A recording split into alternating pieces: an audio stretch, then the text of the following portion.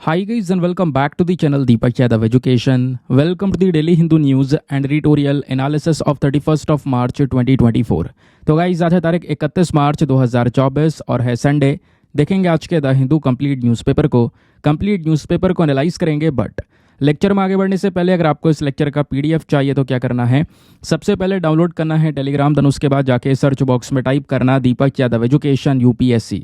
As you can see guys आपको ये वाला चैनल मिल जाएगा, इस पर क्लिक करना और जाकर इस चैनल को ज्वाइन कर लेना। यहाँ से आप डेली बेसिस पे इस लेक्चर के पीडीएफ को डाउनलोड कर पाओगे ना। वो हमेशा की तरह हम लोग अपने लेक्चर को एक मैप के क्वेश्चन के साथ स्टार्ट करेंगे। तो आज आप सभी को मैप में जाकर देखना है डचिगम नेशनल पार्क को कहाँ पर है एग्जैक्टली लोकेटेड, इसको अच्छे से मैप में देखना। देन उसके बाद आकर नीचे कॉमेंट सेक्शन में टाइप करना, जिससे कि आप लोग इसको लंबे समय तक याद रख पाओगे। साथ ही साथ एक क्वेश्चन सॉल्व करेंगे जो कि यूपीएससी प्रीवियस ईयर साल 2016 के प्रीलिम्स में पूछा गया था। डेली बेसिस पे हम लोग यहाँ पर एक प्रीवियस ईयर क्वेश्चन को भी सॉल्व करते हैं। क्वेश्चन क्या बोलता है, प्रधानमंत्री मुद्रा योजना, जो ये योजना है दोस्तों, ये किस चीज़ के लिए है, इसका मेन एम क्या है।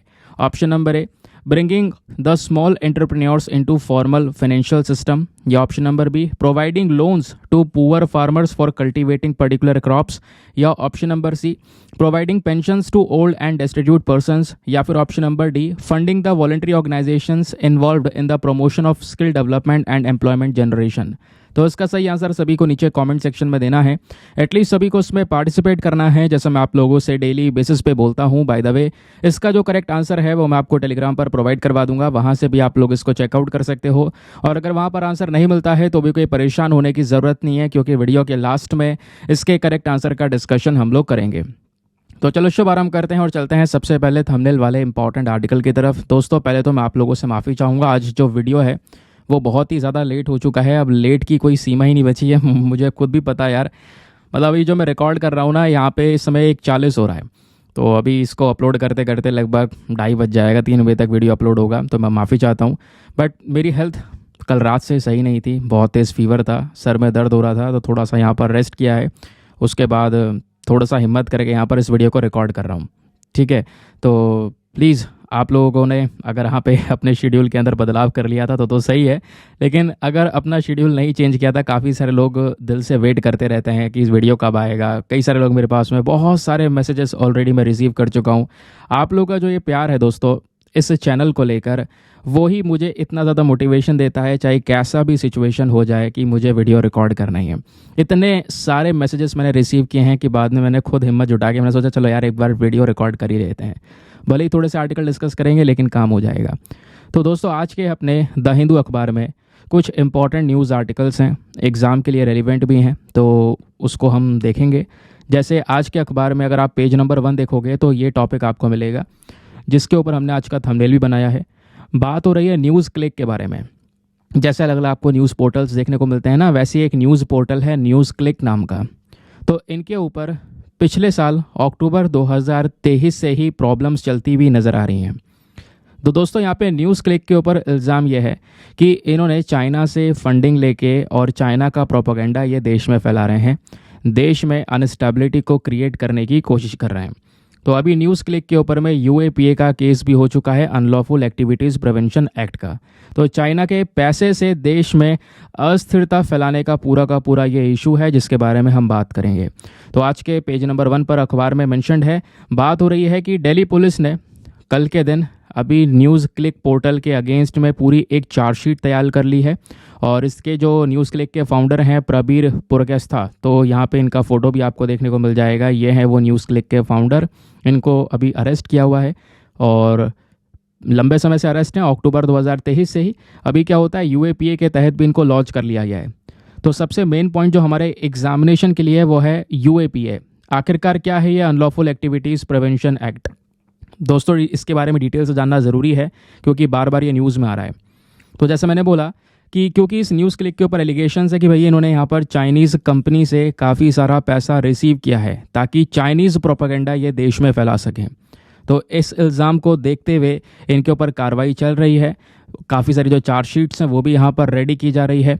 और 2 व्यक्ति हैं बेसिकली न्यूज़ क्लिक से संबंधित, एक तो न्यूज़ क्लिक के फाउंडर हो गए प्रबीर, और दूसरे यहाँ पर न्यूज़ क्लिक के एक और पर्सन हैं जो इनके साथ में ही काम कर रहे हैं। तो वो भी दोस्तों अभी के समय पर अरेस्टेड आपको नज़र आएंगे। उनका नाम है अमित चक्रवर्ती।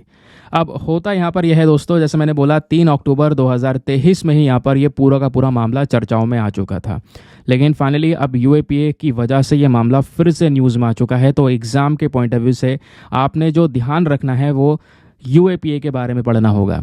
आखिरकार क्या है ये और कैसे यहाँ पर इसको लागू किया जाता है।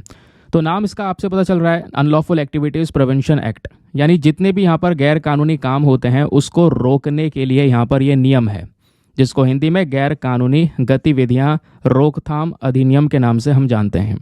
तो स्पेशली यहाँ पर नाम से आपने देखला, जो भी यहाँ पर अनलॉफुल एक्टिविटीज़ हैं, कोई देश में अशांति फैलाने की कोशिश कर रहा है, प्रॉब्लम्स क्रिएट करने की कोशिश कर रहा है, या कोई आतंकवाद फैलाने की कोशिश कर रहा है, उसके ऊपर थोड़े शक हैं, तो उस बेसिस पर यूएपीए लगाकर उसको अंदर किया जा सकता है।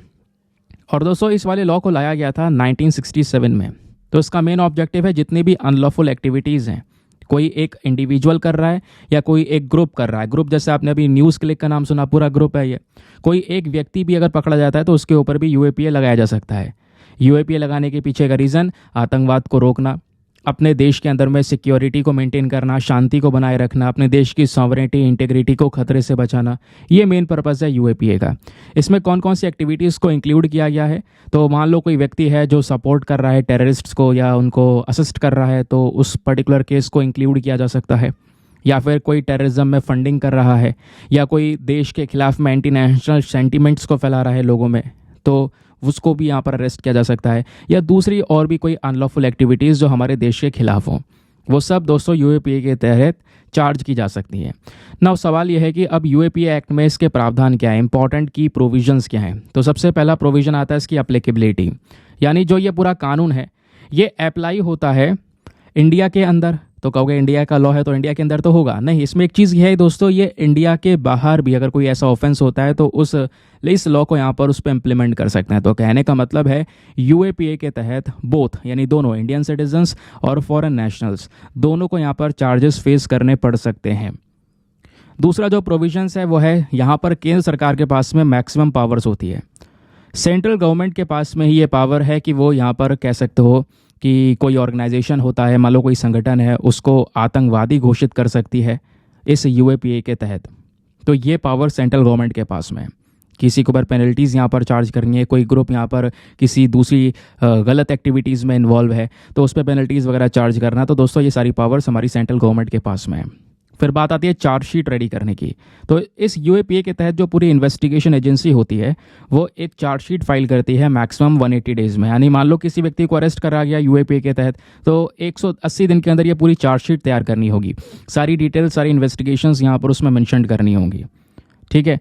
उसके अलावा दोस्तों यहाँ पे अगर आप देखोगे तो यूएपीए एक्ट का जो सेक्शन नंबर 3 है, इसके तहत यहाँ पर जो हमारी गवर्नमेंट है इनके पास में पावर है कि वो क्या कर सकते हैं, किसी भी एसोसिएशन, किसी भी ग्रुप को, बड़े ऑर्गेनाइजेशन, बड़े संगठन को भी अनलॉफुल डिक्लेयर कर सकते हैं। फिर बात आती है यहाँ पर कि कई जगह पर यूएपीए के खिलाफ में प्रदर्शन हुए, प्रोटेस्ट हुए कि भाई यहाँ पर ये जो लॉ है इसको हटाया जाए, लॉ सही नहीं है ना। कई बार यहाँ पर दोस्तों इस लॉ को हटाने की बात की है, जैसे आप यहाँ पर देख पाओगे यूएपीए करके कई सारे प्रोटेस्ट भी यहाँ पे हम लोगों ने देखे हैं कि ये कानून डायरेक्टली सेंट्रल गवर्नमेंट को कई सारी पावर्स दे देता है, तो ऐसी पावर्स नहीं होनी चाहिए। इस प्रकार से कई सारे प्रोटेस्ट हम लोगों ने रिसेंट समय पर देखे हैं। अब आगे आते हैं नेक्स्ट आर्टिकल पर। अगला आर्टिकल भी हमारे एग्जाम के लिए इंपॉर्टेंट होने वाला है। ठीक है। और दोस्तों ये एग्जाम के लिए मैं केवल इंपॉर्टेंट नहीं बोलूँगा, इसको वेरी इंपॉर्टेंट बोलूँगा। तो इस पर आप स्टार वगैरह जो भी यहाँ पर जिस तरीके से भी आपने मार्क करना है ज़रूर से कर लीजिएगा, क्योंकि यहाँ पे कुछ पर्सनैलिटीज़ की चर्चा हो रही है और वो पर्सनैलिटीज़ लगभग दूसरी या तीसरी बार चर्चाओं में आई हैं। तो कल होता क्या है, प्रेसिडेंट ने, हमारे देश के राष्ट्रपति ने भारत रत्न अवार्ड दिया है 4 लोगों को। तो भारत रत्न अवार्ड से 4 लोगों को सम्मानित किया गया है। और वो 4 लोग कौन कौन हैं?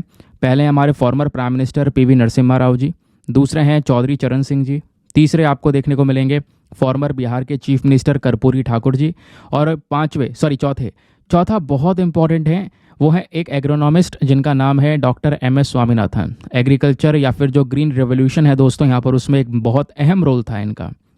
तो ये 4 पर्सनैलिटीज़ के नाम तो आपने सीधे सीधे रट लेने, ध्यान रखने हैं। ये नाम वन डे एग्जामिनेशन के लिए इंपॉर्टेंट है, लेकिन जब बात करते हैं हम यूपीएससी की, तो दोस्तों इन पर्सनैलिटीज़ की डिटेल्स जानना हमारे लिए काफ़ी ज़्यादा ज़रूरी है। इनके बारे में जानना अति आवश्यक है, क्योंकि यहाँ से क्वेश्चंस बन सकते हैं, क्योंकि हमारे सिलेबस में इंपॉर्टेंट पर्सनैलिटीज़ का एक टॉपिक होता है जहाँ से क्वेश्चंस बनते हैं। खास बात यहाँ पर यह है कि चारों पर्सनैलिटीज़ आज के समय पर हमारे साथ में नहीं हैं, ठीक है, इनकी मृत्यु हो चुकी है, इसी वजह से यहाँ पर जो वर्ड है वो ये यूज़ किया गया है, ठीक है। तो यहाँ पर अभी इनको ये भारत रत्न अवार्ड से सम्मानित किया गया। इनके जो परिवार वाले हैं वो यहाँ पर शामिल थे, उन्होंने यहाँ पर इस अवार्ड को रिसीव किया, ठीक है। क्लियर हो गया दोस्तों। चलिए आगे आते हैं। जैसे फॉर एग्जांपल यहाँ पर ये फोटो आप देख पा रहे हो, यहाँ पे हमारी राष्ट्रपति हैं, ये भारत रत्न अवार्ड दे रही हैं। अब ये भारत रत्न अवार्ड जो दिया जा रहा है ये डॉक्टर एम एस स्वामीनाथन जी के लिए। तो डॉक्टर एम एस स्वामीनाथन जी के लिए उनके बिहाफ में आप देख पाओगे तो उनकी सिस्टर जो है यहाँ पर प्रेजेंट थी, ऐसा यहाँ पर मेंशन किया गया, ठीक है। चलिए आगे आते हैं। सॉरी, सिस्टर नहीं, उनकी डॉटर यहाँ पर ये प्रेजेंट थी इस अवार्ड को रिसीव करने के लिए। तो चलिए अब इनके बारे में थोड़ा डिटेल से जानते हैं। एग्ज़ाम के लिए काफ़ी रेलिवेंट है, जैसे मैं बोल चुका हूँ। तो चाहो तो आप इसका कुछ नोट्स वगैरह बना के लिख लेना, और नोट्स नहीं बनाना चाहते हो तो उसका सोल्यूशन क्या है वो मैं इस आर्टिकल के बाद में आपको बताऊँगा। तो बात हो रही है पीवी नरसिम्हा राव जी के बारे में। तो इनका जन्म होता है 28 जून 1921 में। कहाँ पर? निज़ाम के उस समय पर हैदराबाद में बेसिकली यहाँ पर बात हो रही है। तो ये जो पर्सन थे ना, एक फ्रीडम फाइटर भी थे, अकेडमिशियन भी थे, और एक लिटरेरी फिगर भी थे। हमारे देश के 9वें प्रधानमंत्री थे जो 1991 से 1996 तक यहाँ पर प्रधानमंत्री के पद पर बने रहे। इन्होंने यहाँ पर कह सकते हो कि एक लिटरेरी पब्लिश की है जिसका नाम है सहर्षा फन। एक हिंदी ट्रांसलेशन है बहुत ही फेमस तेलुगु नोवेल का, और उस तेलुगु नोवेल का नाम है वेई पड़ागु। तो दोस्तों इसी को ट्रांसलेट किया गया है हिंदी में। अब इनका एक अहम रोल देखने को मिला इकोनॉमिक रिफॉर्म्स में। दोस्तों इकोनॉमिक रिफॉर्म्स यानी इकॉनमी को यहाँ पर काफ़ी ज़्यादा ओपन किया इन्होंने। ये जाने जाते हैं इकोनॉमिक लिबरलाइजेशन के पॉलिसीज़ को लाने के लिए। जो इकोनॉमिक लिबरलाइजेशन इंडिया में देखने को मिला है ना, उसमें हम यहाँ पर क्या क्या करते हैं, अपने देश की जो इकॉनमी पॉलिसीज़ हैं उसको और ज़्यादा ओपन कर देते हैं। इसकी शुरुआत हुई 1991 में, एंड देन उसके बाद में आप देख पाओगे हमारी इकॉनमी को ज़्यादा फ्री, ज़्यादा एक्सेस देने की यहाँ पर बात की गई थी। तो इकॉनमी को ज़्यादा ओपन किया गया। फिर बात आई फॉरेन पॉलिसीज़ की। तो फॉरेन पॉलिसी की जब बात करते हैं तो ये वो पर्सनालिटी हैं जिन्होंने बहुत ही गहरे संबंध बनाए इजराइल के साथ में। फिर उसके बाद दोस्तों इंडिया की लुक ईस्ट पॉलिसी के बारे में आप जानते होंगे, वो इन्हीं के समय पर स्टार्ट हुआ था, जहाँ पे हमने फोकस किया कि इंडिया के ईस्टर्न साइड पे जो कंट्रीज़ हैं उनके साथ में अपने रिलेशंस को मजबूत करना। प्लस ये जाने जाते हैं एक चीज़ के लिए, और देखो होता यहाँ पर यह है कि जब ये प्रधानमंत्री थे ना तो उससे पहले भारत और अमेरिका के रिलेशंस ज़्यादा बढ़िया नहीं थे। तो ये वो व्यक्ति थे जिन्होंने यहाँ पर इनके अनफ्रेंडली रिलेशंस को चेंज किया, भारत और अमेरिका को साथ में लेकर आए। तो डिप्लोमेसी के मामले में यहाँ पर काफ़ी आप कह सकते हो कि इम्पॉर्टेंट पर्सनैलिटी के तौर पर ये देखे जाते हैं हमारे इतिहास में।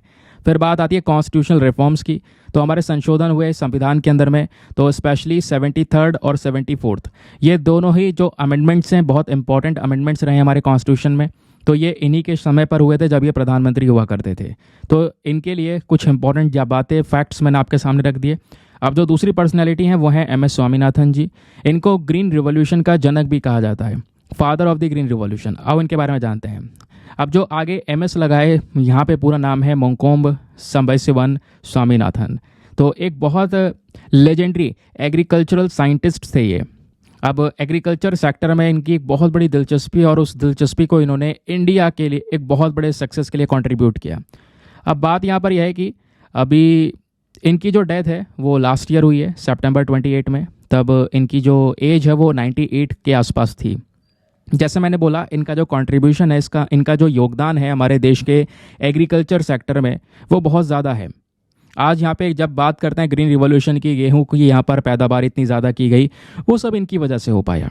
अब इनकी लाइफ और एजुकेशन के बारे में बात करेंगे तो 7 अगस्त 1925 में इनका जन्म होता है। कहाँ पर? तमिलनाडु के अंदर में। और स्टार्टिंग में यहाँ पर इन्होंने अपना एक एम बनाया कि मैं सिविल सर्विसेज के अंदर ट्राई करूँगा, और सिविल सर्विसेज के अंदर ट्राई करते करते इन्होंने सिविल सर्विसेज एग्जामिनेशन क्लियर भी कर लिया। देन उसके बाद में एग्रीकल्चर की तरफ यहाँ पर ये स्विच हो गए, क्योंकि इनका पैशन वो नहीं था, पैशन इनका एग्रीकल्चर सेक्टर में था। अब होता क्या है, क्विट इंडिया मूवमेंट से थोड़ा इंस्पिरेशन मिला इन्हें। बंगाल के अंदर जो भुखमरी देखने को मिली उसकी वजह से इंस्पिरेशन मिला। देन वो सारी चीज़ें इनको इंस्पायर करती चली गई और ये एग्रीकल्चर सेक्टर की तरफ ज़्यादा बढ़ते चले गए। देन इन्होंने सोचा कि क्यों ना यहाँ पर एक एडमिशन ले लिया जाए, एग्रीकल्चर सेक्टर में थोड़ी पढ़ाई की जाए। तो इन्होंने यहाँ पर अपने इंटरेस्ट को और ज़्यादा बढ़ाने के लिए एक एग्रीकल्चर कॉलेज कोयम्बतूर के अंदर में एनरोल कर लिया, ताकि अपना पूरा इंटरेस्ट वो एग्रीकल्चर में सर्व कर सकें। फिर अगर आप देखोगे आगे पढ़ाई करते करते एग्रीकल्चर सेक्टर में इनके काफ़ी सारे रोल्स हमने देखे। जैसे स्वामीनाथन जी जाने जाते हैं अपनी इम्पॉर्टेंट पोजीशंस के लिए। अगर आप देखोगे तो भारत में कई सारे अलग अलग इम्पॉर्टेंट ऑर्गेनाइजेशन के चेयरमैन रह चुके हैं। फॉर एग्जांपल जैसे Food and Agriculture Organization Council जो है उसके इंडिपेंडेंट चेयरमैन रह चुके हैं 1981 से लेकर 1985 तक। Plus international union for conservation of nature and natural resources नाम की जो बॉडी है इसके प्रेसिडेंट रह चुके हैं 1984 से लेकर 1990 तक। Then World Wildlife Fund for Nature इसके प्रेसिडेंट भी रह चुके हैं। देन साथ ही साथ में दोस्तों यहाँ पर जो हमारे पास में एक इंपॉर्टेंट बॉडी है ICAR, that is Indian council of agricultural research, उसके डायरेक्टर जनरल के तौर पर भी ये सर्व कर चुके हैं।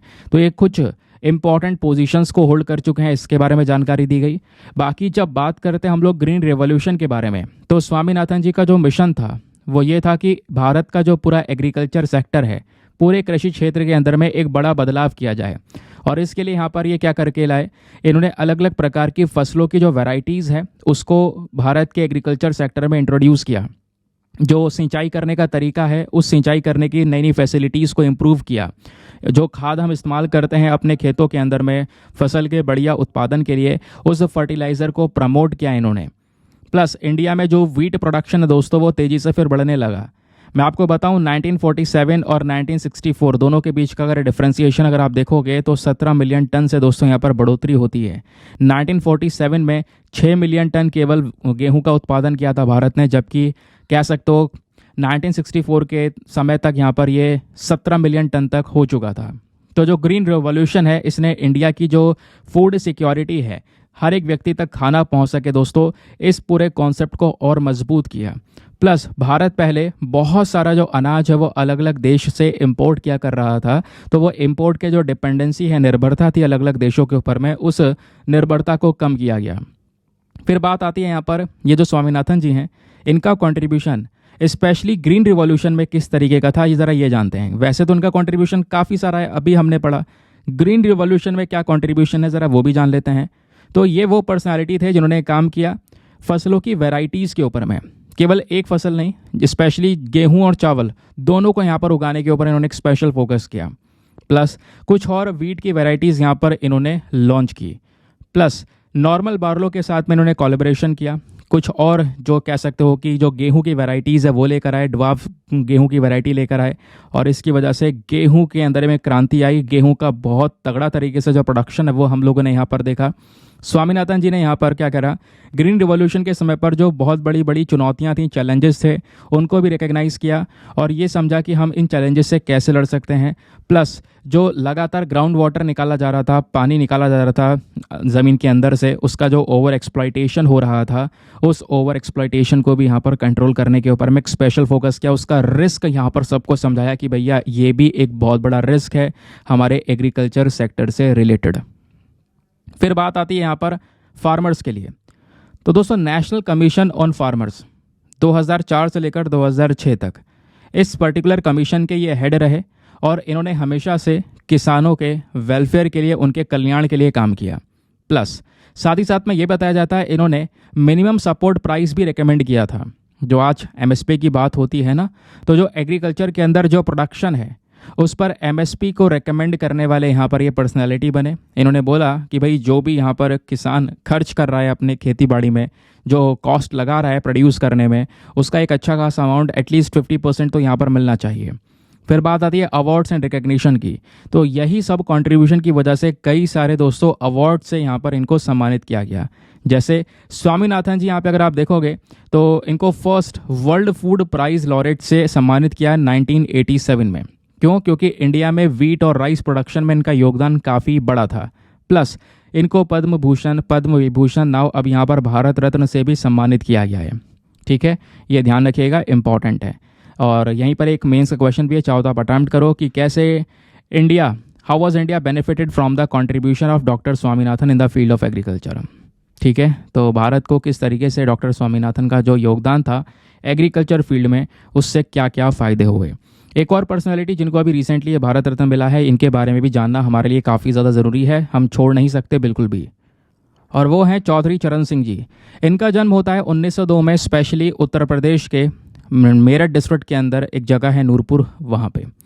और ये इंडिया में प्रधानमंत्री बने लगभग कह सकते हो 28 जुलाई 1979 से लेकर 14 जनवरी 1980 तक।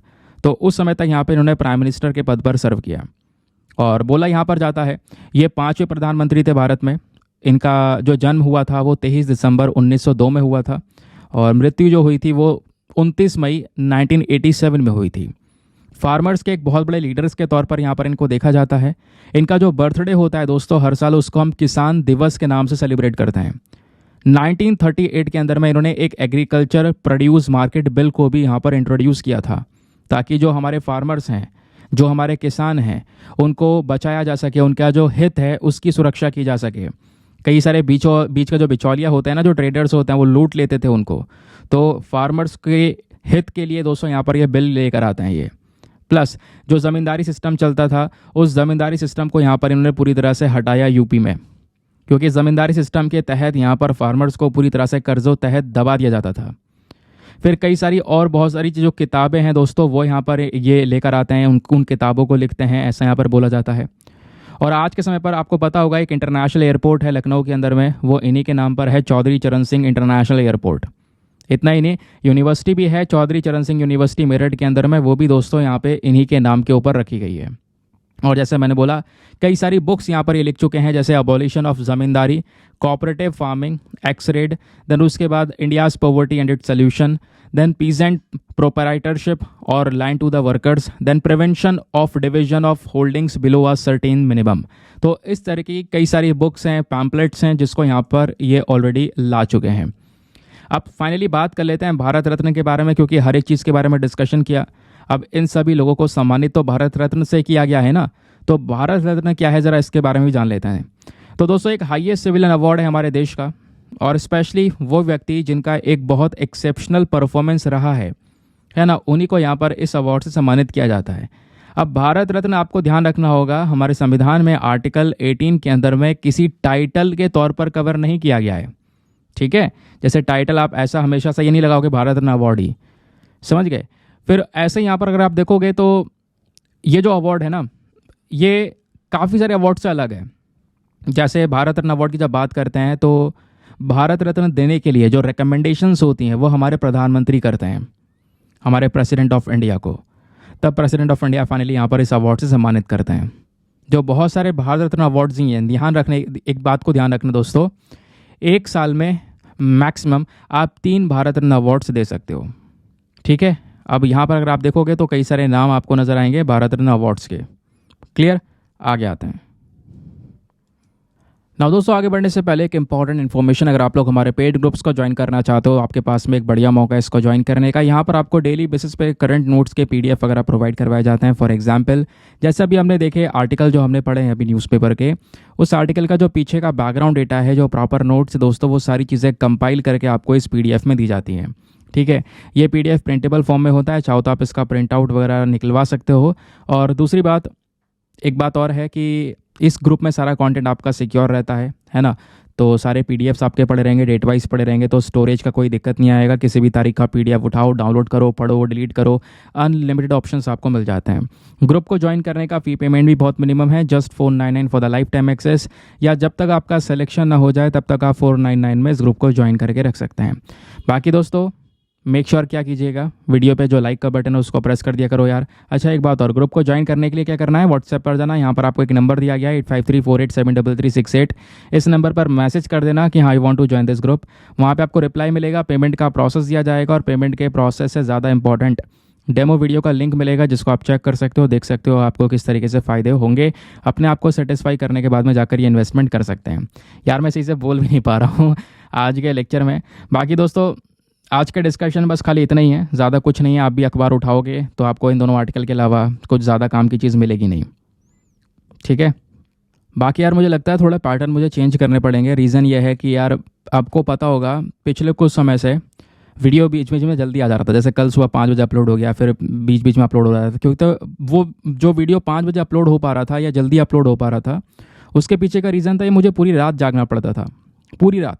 अगर मैं रात में 12 बजे या 11 बजे बैठता था काम करते करते, तब जाके मॉर्निंग में 5 बजे तक वो वीडियो अपलोड हो पाता था। अब पहले क्या होता था यार, मैं दिन में सो नहीं पाता था, बहुत नींद कम चल रही थी।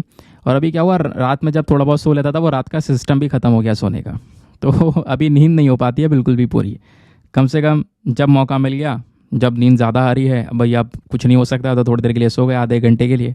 फिर उसके बाद रिचार्ज होने के बाद में वापस काम करना शुरू किया। तो इस तरीके का यहाँ पर पूरा लाइफस्टाइल चल रहा था पिछले लगभग कह सकते हो 1 महीने से, लगभग, हाँ मैं 1 महीना बोलूँगा। अब क्या होता है यार, कल तबीयत ख़राब हुई और कल यहाँ पे डॉक्टर्स के रिकमेंडेशन आए हैं थोड़ा सा अपना जो शेड्यूल उसको चेंज करने के लिए, नींद को टाइम देने के लिए। डेफिनेटली हेल्थ रहेगा तो सब कुछ सही रहेगा। तो हो सकता है मुझे वीडियोस यहाँ पर वापस से 2 बांटने पड़े, जैसे मैं पहले करता था, है ना। जैसे आपका इंडियन एक्सप्रेस का और द हिंदू का अलग अलग वीडियो आता था ना। इंडियन एक्सप्रेस का मॉर्निंग में 5 बजे आ जाता था और द हिंदू का आपका 8 बजे तक आता था। तो हो सकता है मुझे ऐसे करना पड़ेगा। जैसा भी होगा मैं आपको बताऊँगा, शेयर करूँगा वीडियो, इन्फॉर्मेशन शेयर करूँगा, क्योंकि जब तक हेल्थ सही रहेगी तब तक काम होगा, अदरवाइज़ यहाँ पर काम बेकार हो जाएगा यार, है ना। तो खैर एनीवे, जो भी होगा अच्छा ही होगा। और डेफिनेटली आपके पास में कंटेंट की कमी नहीं होने दूंगा। इतना विश्वास आपने आज तक किया है, डेफिनेटली वो विश्वास कभी नहीं टूटेगा। जो क्वालिटी कंटेंट पहले मिल रहा है आपको, वही कंटेंट आगे भी मिलता रहेगा। डोंट वरी, परेशान बिल्कुल भी नहीं होगा कि कंटेंट में कमी हो जाएगी। दोस्तों जब जब दिक्कत आई है, मैं आपसे हमेशा बोला हूँ, मैंने कंटेंट में क्वालिटी को और बढ़ाया है। चाहे कॉपीराइट आया हो, चाहे वार्निंग्स आई हो, बहुत सारी दिक्कतें आई, हर बार मैंने कंटेंट की क्वालिटी को इंक्रीज़ किया है। तो अभी भी अगर दिक्कत है तो डेफिनेटली मुझे भी लगता है कुछ अच्छा ही होने वाला है, ठीक है। कोई एनीवे, चलिए मिलते हैं आप लोगों से अगले वीडियो में। आज के लिए bye bye, have a nice day, thank you and Jai Hind.